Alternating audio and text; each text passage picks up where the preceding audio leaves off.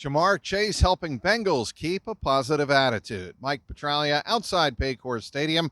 Bengals back at practice here on Thursday afternoon. Full pads. That would be expected as the Bengals are getting ready for their home opener against the Baltimore Ravens this Sunday at 1 o'clock inside Paycor Stadium.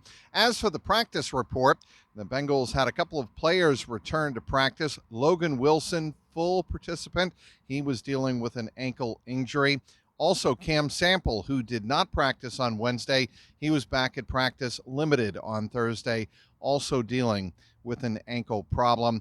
Now, interesting to note that Chris Evans, who did play on Sunday, he sustained a hamstring injury. He did not practice on Thursday after being limited on Wednesday, so it's not looking great for him to be able to play on Sunday afternoon against the Ravens. That would likely mean the NFL debut of rookie Chase Brown out of Illinois. Also, Marcus Bailey dealing with a knee injury. Well, inside the Bengals locker room after practice today, again, a lot of the questions were directed at the attitude of the team. How are they going to find a way to bounce back after losing 24-3 to Cleveland in the season opener last Sunday?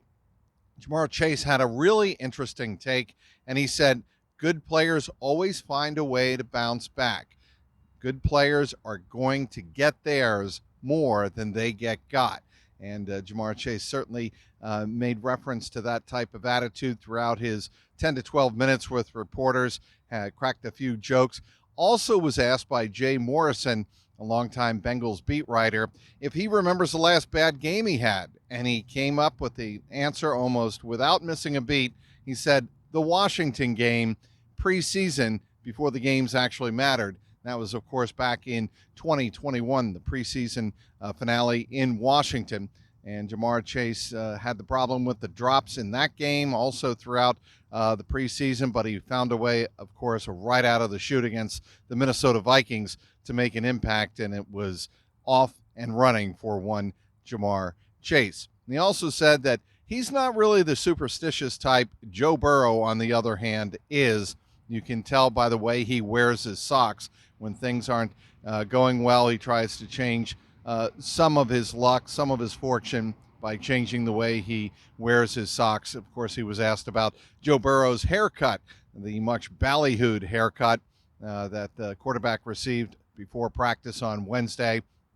Chase said he doesn't really believe in going down that road. Good players, again, are going to bounce back. He's going to find a way to get open against the Baltimore defense that might, he feels, be playing a little bit softer coverage than perhaps the Browns showed on Sunday in their win over the Cincinnati Bengals. So it'll be interesting to see, indeed, how the Ravens come out without Marlon Humphrey, it appears, for the game on Sunday against the Bengals. The Ravens may decide to go in a different direction. They already probably don't blitz as much as Wink Martindale did a couple of years back, but it'll be interesting to see what approach John Harbaugh's Baltimore Ravens take against the Bengals' talented wide receiving core. Might be some rain in the forecast, maybe not. We'll wait and see. Jamar Chase said, if that is the case, Bengals have to learn to deal with the elements better than they did against Cleveland on the shores of Lake Erie when it was really, really a damp day and very tough to control the football for not only the receivers, but of course quarterback Joe Burrow. Bengals have one more day of practice on Friday, and then of course the game on Sunday. You can follow me on X, twitter.com if you will, at Trags, Trags. Of course, online, clnsmedia.com.